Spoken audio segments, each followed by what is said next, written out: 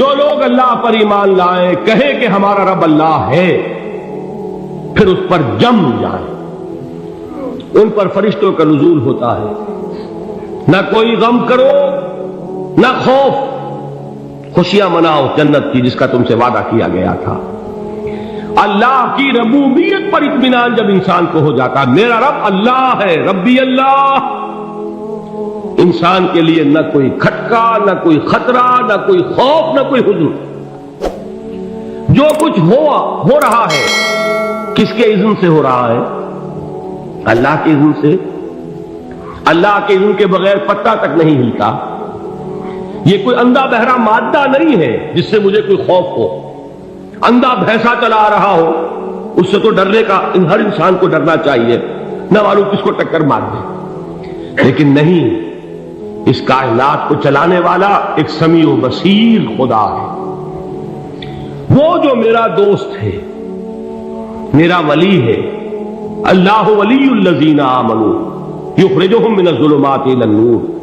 اللہ اہل ایمان کا ولی ہے، ساتھی ہے، پشت پناہ ہے، مددگار ہے، حمایتی ہے۔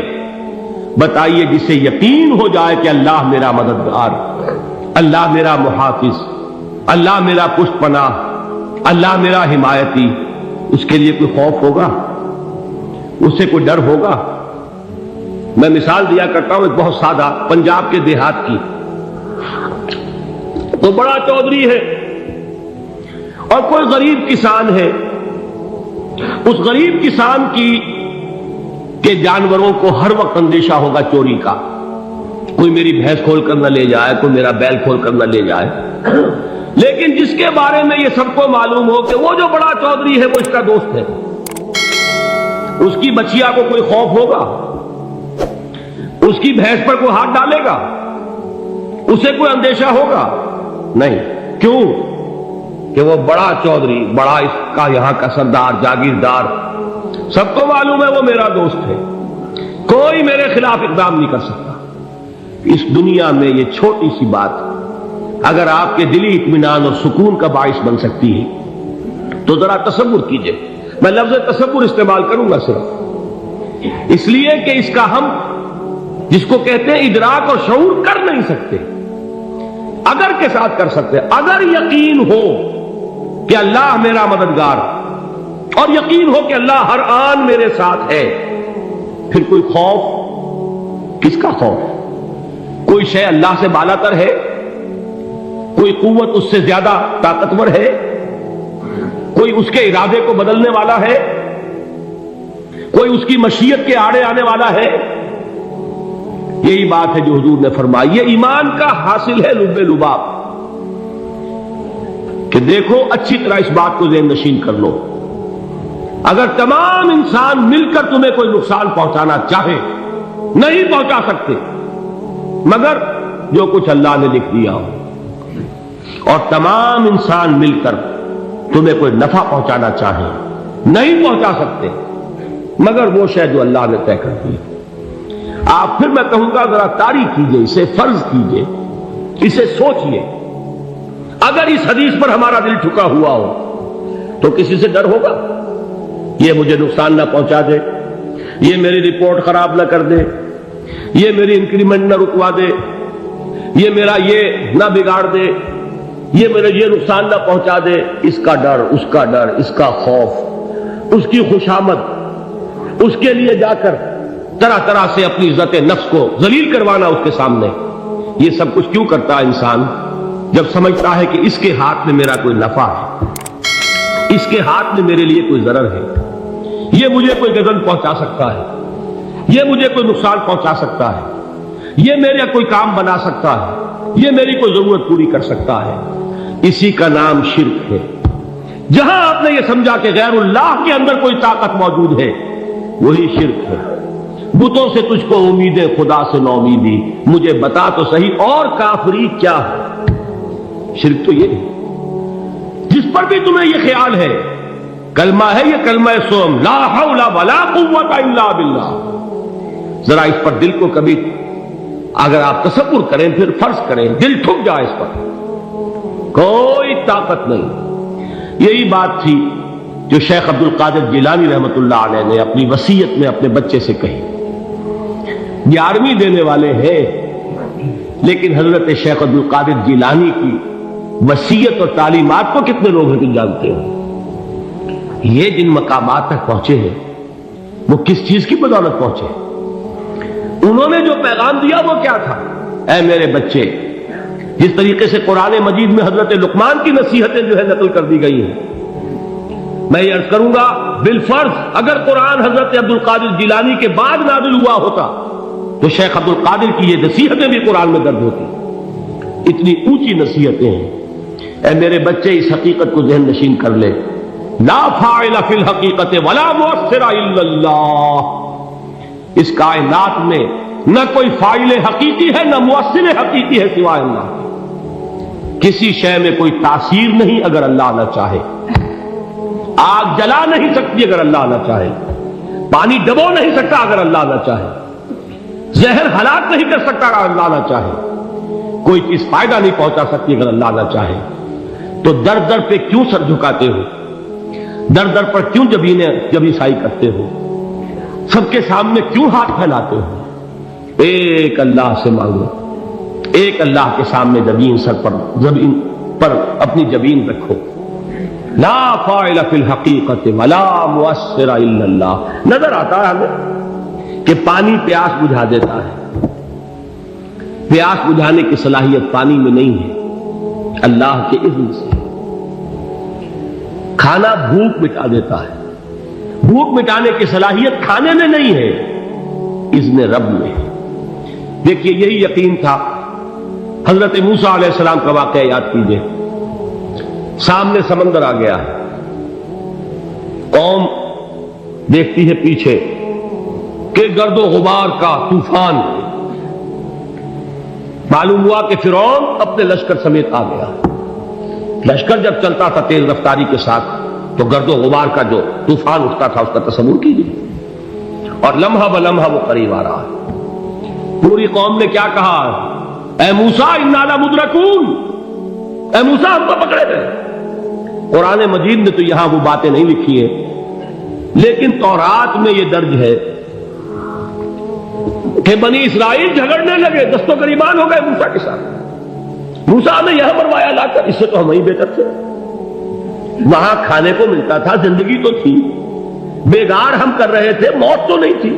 اب جو کچھ ہوگا اس کا تصور کرو، جس طریقے سے ہمارے ٹکڑے اڑائے جائیں گے. تو لڑ رہے ہیں حضرت موسیٰ علیہ السلام سے. یہ تورات کی تفصیل ہے. قرآن میں صرف اتنا آیا ہے، پریشان ہو کر انہوں نے کہا انا لمدرکون. موسیٰ ہم کو پکڑے گئے. اس وقت موسیٰ کا جواب کیا ہے؟ کلا ان معی ربی سیہدین. نہیں، میرے ساتھ میرا رب ہے، وہ راستہ دے گا. بتائیے کہاں راستہ نظر آ رہا ہے؟ یہ ہے ایمان بالغیب. راستہ نظر نہ آئے تب اللہ پر یقین ایمان ہے. جیب میں پیسے ہوں اور تب دل کو اطمینان ہے تو ایمان کس پر ہوا؟ پیسے پر، اللہ پر نہیں. جب وسائل و ذرائع نہ ہو اور پھر یقین ہو کہ اللہ مسبب الاسباب ہے، وہ اسباب کا پابند نہیں ہے، وہ اسباب کا محتاج نہیں ہے، اسباب اس کے محتاج ہے. اگر یہ یقین ہے تو اللہ پر ایمان ہے. یہ نہیں ہے تو تمہارا ایمان اسباب پر ہے، وسائل پر ہے، ذرائع پر ہے، مادیات پر ہے، اللہ پر نہیں. اس وقت کہاں راستہ تھا؟ کوئی راستہ تھا؟ سمندر ہے اور ادھر سے لشکر آ گیا ہے. کلا ان معی ربی سیہدین. اب دیکھیے ایمان کہہ دینا آسان ہے، ہوا معکم اینما کنتم. جہاں کہیں بھی تم ہوتے ہو اللہ تمہارے ساتھ ہوتا ہے. لیکن اس کا یقین قائم ہو جائے تو زمین و آسمان کا فرق واقع ہو جائے. یہی بات ہوئی حضور کے ساتھ. غار ہے، چھپے ہوئے ہیں محمد رسول اللہ اور آپ کے وہ یار غار ابو بکر صدیق رضی اللہ تعالی عنہ.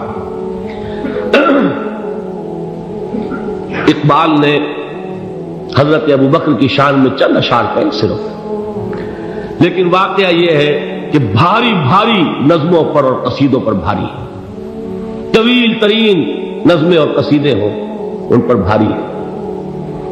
ہمتیں ابو بکر کی ہمت جو ہے کشت ملت را جو ابر، جیسے بارش سے کھیتی اپجتی ہے، ابو بکر کی ہمت اور عزیمت اس امت کو اسی طرح سینچنے والی ہے۔ ثانیے اسلام و غار و بدر و قبر، وہ دوسرے تھے اسلام میں، دوسرے پہلے کون تھے؟ انا اول المومنین، حضور فرماتے سب سے پہلا ایمان لانے والا میں، دوسرے ابو بکر۔ ویسے ہمارے ہاں یہ چلتا ہے اختلاف، حضرت علی پہلے ہیں کہ حضرت ابو بکر پہلے ہیں، لیکن اس میں بڑی خوبصورت تطبیق قائم کی ہے علماء نے، اور بہت صحیح ہے۔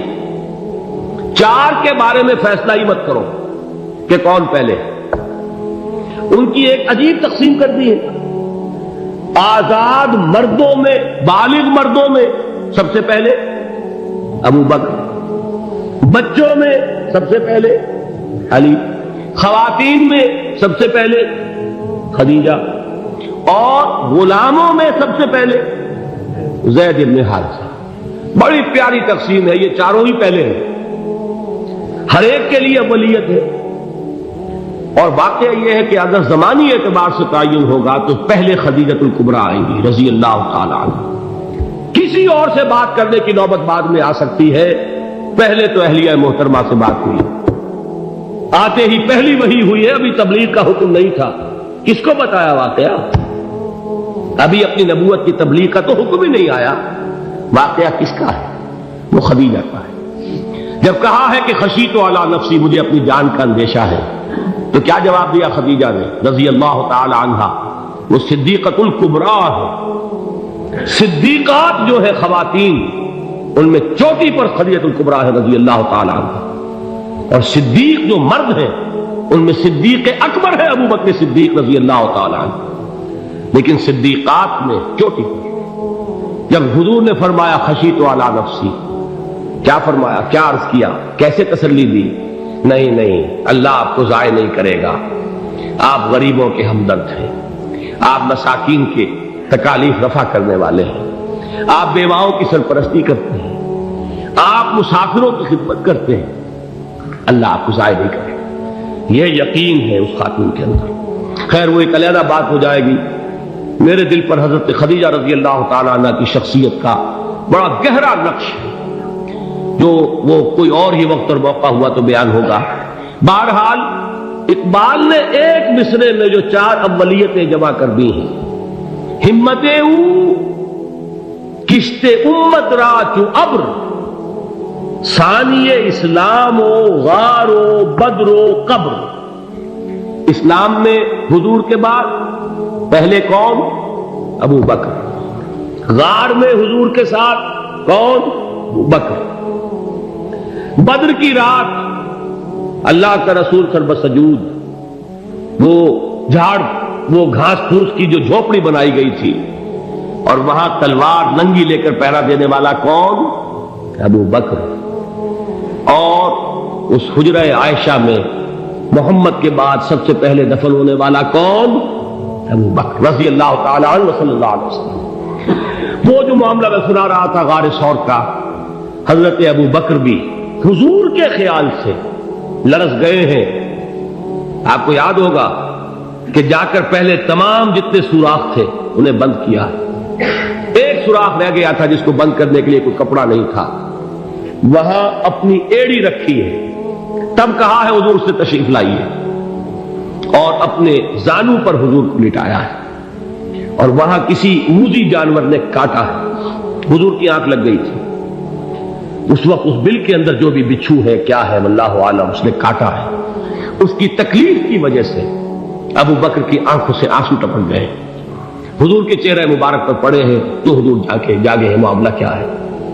ایڑی نہیں ہٹائی وہاں سے، مبادا وہ جانور وہاں سے نکل کر محمد الرسول اللہ کو کوئی گدن پہنچا دے، ابو بکر کی ایڑی ہے، جس طرح چاہے کھا لے، ختم کر دے، جان نکل جائے تب کوئی آنچ آئے، محمد پر تو آئے، لیکن جیتے جی نہیں۔ وہ ہے ابو بکر حضور کے خیال سے، اس وقت حضور نے پھر اپنا لعاب دہن لگایا ہے، اور اس سے پھر آپ کی تکلیف ختم ہوئی۔ جیسے خیبر میں حضرت علی کی آنکھ دکھ رہی تھی، اس کو جو شفا حاصل ہوئی ہے وہ بھی حضور کے لعاب دہن سے ہوئی۔ تو بہرحال اس وقت انہوں نے کہا ہے کہ اے نبی یا رسول اللہ، اگر اس وقت ان میں سے کسی نے غیر ارادی طور پر بھی اپنے قدموں کی طرف جھانک لیا تو پکڑے جائیں گے۔ کیا جواب تھا اللہ کے رسول کا؟ لا تحزن ان اللہ معنا، اللہ ہمارے ساتھ ہے، کیوں گھبراتے ہو ابو بکر؟ یہ ہے ایمان باللہ، میرا مالک اللہ، میرا رازق اللہ، میرا محافظ اللہ، میرا مددگار اللہ، میرا پشت پناہ اللہ، میرا دوست اللہ۔ یہ دوستی ہے اللہ کی جو لب لباب ہے، حاصل ہے ایمان کا، اسی کا نام ولایت ہے۔ اولیاء اللہ کے سروں پر سینگ نہیں ہوتے، جس کے دل میں ایمان راسخ ہو چکا ہو وہی اللہ کا ولی ہے، جسے اللہ پر یقین ہو چکا ہے وہی اللہ کا ولی ہے، جسے یقین ہے اللہ میرے ساتھ ہے، میرا مددگار، میرا پشت پناہ، میرا ساتھی، میرا دوست، میرا محبوب، میرا محب۔ اللہ اہل ایمان سے محبت کرتا ہے۔ واللہ یحب الصادقین، ان اللہ یحب الذین یقاتلون فی سبیلہ صفا کانہم بنیان مرصوص۔ اللہ محبت کرنے والا، اہل ایمان محبوب، اور اہل ایمان محبت کرنے والے اللہ محبوب۔ والذین آمنوا اشد حبا للہ۔ آپ تصور کیجئے جسے یہ رشتہ ایمان یا رشتہ ولایت حاصل ہو جائے، الا ان اولیاء اللہ لا خوف علیہم ولا هم یحزنون، آگاہ ہو جاؤ، اللہ کے دوستوں کے لیے نہ کوئی خوف ہے نہ کوئی حزن ہے۔